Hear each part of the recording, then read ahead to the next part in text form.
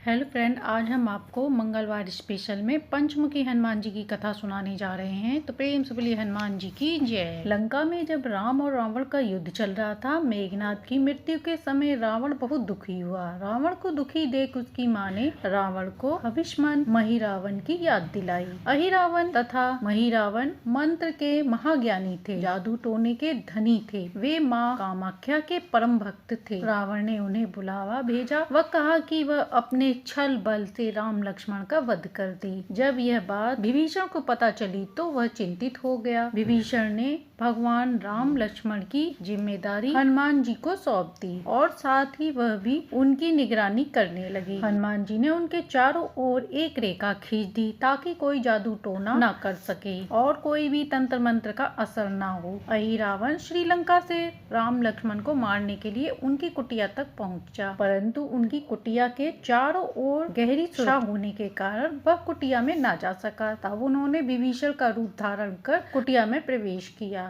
तब राम जी व लक्ष्मण जी सो रहे थे। दोनों राक्षसों ने उन्हें उठा लिया और राम लक्ष्मण गहरी नींद में थे। वे उन्हें लेकर पाताल लोक चल दिया। थोड़ी देर बाद विभीषण को आभास हो गया। उसने कुटिया में जाकर देखा, वहाँ दोनों भाई नहीं थे। विभीषण को दोनों भाइयों की चिंता सताने लगी। विभीषण ने हनुमान जी को अहिरावण के बारे में बताया और कहा वह उनका पीछा करे। लंका में घूमना उचित न समझकर हनुमान जी ने पक्षी का रूप धारण कर लिया और निकुंभ नगर में पहुंच गए, जहां उन्होंने कबूतर व कबूतरी को बात करते सुना कि अब अहिरावण की जीत पक्की है। वह राम लक्ष्मण की बलि चढ़ा देगा, तब युद्ध समाप्त हो जाएगा। कबूतरों की बात सुनकर बजरंगबली को पता चल गया कि राम लक्ष्मण को सोते हुए राक्षस उठाकर कामाक्षी देवी को बलि चढ़ाने पाताल लोक ले गया है। हनुमान जी तुरंत पाताल लोक पहुँच गए। हनुमान जी को द्वार पर एक पहरे द्वार मिला, जिसका आधा शरीर बानर का, आधा मछली का था। उन्होंने हनुमान जी को कहा, मुझे परास्त किए बिना तुम अंदर नहीं जा सकते। हनुमान जी की आशा के विपरीत वह बड़ा बल शक्तिशाली योद्धा निकला। दोनों के बीच भीषण युद्ध हुआ, परंतु जब बजरंगबली के आगे टिक न पाया और बजरंगबली ने उस द्वारपाल की प्रशंसा की। हनुमान जी ने उससे पूछा, हे वीर, तुम कौन हो? उसने उत्तर दिया, मैं हनुमान जी का पुत्र हूँ, मेरा नाम मकरध्वज है। हनुमान जी ने सुना तो आश्चर्य में पड़ गए। हनुमान जी को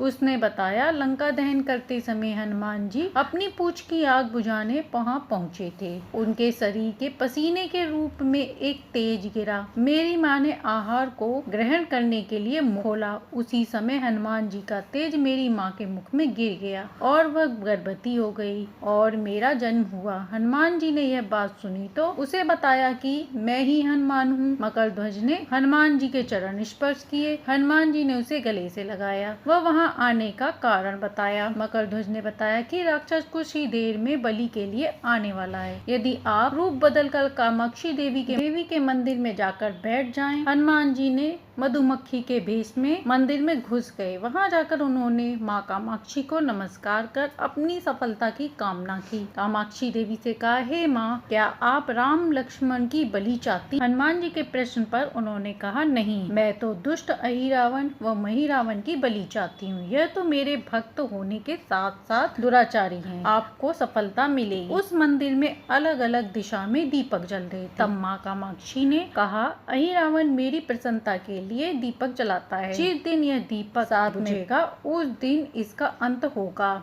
इस बीच गाजे बाजे का शोर सुनाई दिया। हनुमान जी माँ कामाक्षी देवी का रूप धारण कर अहिरावण से कहा, मैं माँ कामाक्षी देवी हूँ, आज मेरी पूजा झरोके से करो, सारा चढ़ावा वहीं से चढ़ाओ। चढ़ावा चढ़ाने के बाद बलि के रूप में राम लक्ष्मण को भी इसी झरोके में डाल दिया गया। वह दोनों बेहोश थे। हनुमान जी ने उन्हें तुरंत मुक्त कर पाताल लोक से निकाल लिया। बाद में उन्होंने अहिरावण और महिरावण दोनों की बलि माता के सामने देकर माता की इच्छा पूर्ण कर दी। हनुमान जी ने मकरध्वज से कहा कि राम लक्ष्मण का ख्याल रखे। हनुमान जी ने युद्ध किया और यह इतना आसान नहीं था। वे दोनों बड़ी मुश्किल से लड़े और मरे। मकरध्वज ने बताया कि अहिरावण की पत्नी नाग कन्या है, वह उसे बल से ले आया है, वह कुछ राज जानती होगी, आप उसके पास जाएं। मकरध्वज ने राक्षसों को युद्ध में उलझाए रखा। उधर हनुमान जी अहिरावण की पत्नी के पास गए। उन्होंने नाग कन्या से कहा, यदि तुम उसकी मृत्यु का राज बता दोगी तो हम उसे मारकर तुम्हें मुक्त कर देंगे। अहिरावण की पत्नी ने अपना नाम चित्रसेना बताया और कहा, मैं भगवान विष्णु की भक्त हूँ। अहिरावण ने मेरा अपहरण कर मुझे कैद में रखा है, लेकिन मैं उसका भेद तभी बताऊंगी जब मेरी इच्छा पूर्ण होगी। हनुमान जी ने बताया कि मुझे अपनी शर्त बताएं, मैं जरूर पूरी करूंगा। तब चित्रसेना ने कहा कि मैं अपने दुर्भाग्य को सौभाग्य में बदलना चाहती हूँ। यदि आप मेरा विवाह श्री राम जी से करवा देंगे तो मैं अहिरावण की मृत्यु का रहस्य बता दूंगी। हनुमान जी सोच में पड़ गए। वह तो एक पत्नी वाले हैं, वह किसी और से विवाह की बात स्वीकार नहीं करेंगे। यह वचन कैसे दे सकता हूँ मैं? हनुमान जी ने सोचा, ऐसा करूँगा सांप भी मर जाए और लाठी भी न टूटे। हनुमान जी ने स्वीकार कर लिया और कह दिया, एक शर्त है कि जब श्री राम तुम्हारे साथ एक पलंग पर रहेंगे वह सही सलामत रहेंगे।